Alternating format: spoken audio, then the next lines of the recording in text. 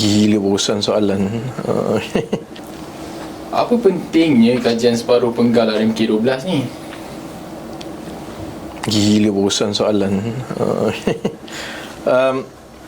Yang Amat Berhormat Perdana Menteri akan membentangkan kajian separuh penggal rancangan Malaysia ke-12. Rancangan Malaysia 5 tahun adalah satu kerangka ekonomi yang menyeluruh yang telah membangunkan negara selama ini, dan ia menetapkan sasaran-sasaran penting. Jadi bagaimana program kerajaan, bagaimana peruntukan disalurkan, dan bagaimana hala tuju, sama ada patut kekal begitu ataupun perlu ditukar, semua itu secara besarnya ditetapkan melalui rancangan Malaysia 5 tahun. Kita sekarang dalam rancangan Malaysia ke-12 untuk tahun 2021 sehingga 2025. Dan kalau sebelum ini kajian separuh penggal itu hanyalah untuk menilai prestasi, tapi kajian separuh penggal untuk kali ini adalah unik kerana dua perkara.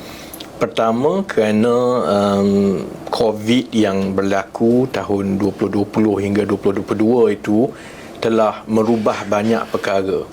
Jadi ia perlu dinilai 100% kembali kerana banyak tanggapan ataupun perancangan yang dibuat sebelum COVID itu sekarang sudah tidak boleh diguna pakai.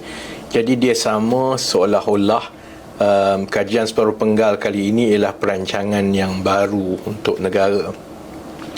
Yang keduanya pula ialah kerana ini pentadbiran baru, dan Yang Amat Berhormat Perdana Menteri dah membentangkan ekonomi madani yang meletakkan dua sasaran. Satu untuk menaikkan ceiling, yang kedua untuk menaikkan lantai. Jadi ceiling ini adalah untuk memastikan bahawa ekonomi kita diangkat ke arah nilai yang lebih tinggi. Maksudnya gaji yang lebih tinggi, maksudnya kandungan teknologi dan kandungan nilai yang lebih baik. Itu akan meningkatkan prestasi ekonomi negara kita. Dan ada beberapa perkara yang saya ingat kita sudah sedia maklum. Contohnya untuk kita beralih kepada industri-industri baru yang bernilai tinggi dan mempunyai potensi pertumbuhan tinggi yang kita sebut sebagai high growth, high value. Ada juga contohnya untuk menarik pelaburan-pelaburan daripada syarikat-syarikat gergasi dunia yang bukan saja membawa masuk pelaburan tetapi membawa masuk industri dan juga bentuk ekonomi yang boleh memacu kita ke depan dalam bidang teknologi dan sebagainya. Menaikkan lantai pula maknanya kita nak pastikan bahawa kalau ekonomi kita berkembang dengan lebih pesat dan ada lebih banyak kekayaan yang dihasilkan daripada pertumbuhan ekonomi ini, agihannya itu adalah adil kepada semua. Sebab itu contohnya kita memberi tumpuan untuk 7-8 bulan yang lepas, banyaknya sebenarnya adalah kepada golongan terbanyak rakyat, bukannya segelintir golongan kaya ataupun industri-industri mewah yang dimiliki oleh kumpulan tertentu.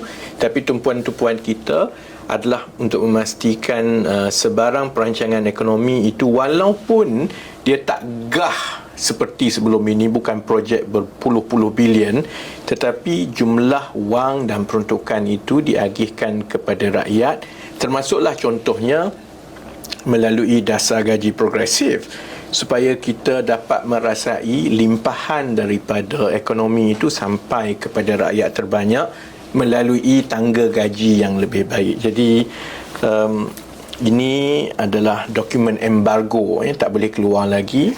Dia tak boleh dikeluarkan sehingga ia dibentangkan oleh Yang Amat Berhormat Perdana Menteri hari Isnin 11 September ini di Parlimen. Tetapi kalau orang ramai nak melihat bagaimana kerangka ekonomi madani yang nak menaikkan ceiling dan menaikkan lantai itu diterjemahkan kepada program-program ekonomi, dasar-dasar khusus dan inisiatif-inisiatif dari pihak kerajaan swasta. Tunggu pembentangan kajian separuh penggal oleh Yang Amat Berhormat Perdana Menteri minggu depan. Saya yakin apabila perkara ini diteliti dengan baik, itu akan memberi gambaran yang cukup jelas kepada seluruh rakyat Malaysia, dan bagi setiap tumpuan yang digariskan di dalam kajian separuh penggal ini, kita pastikan bahawa manfaat yang akan diterima itu dijelaskan, manfaat kepada rakyat, manfaat kepada pihak swasta dan juga manfaat kepada kerajaan.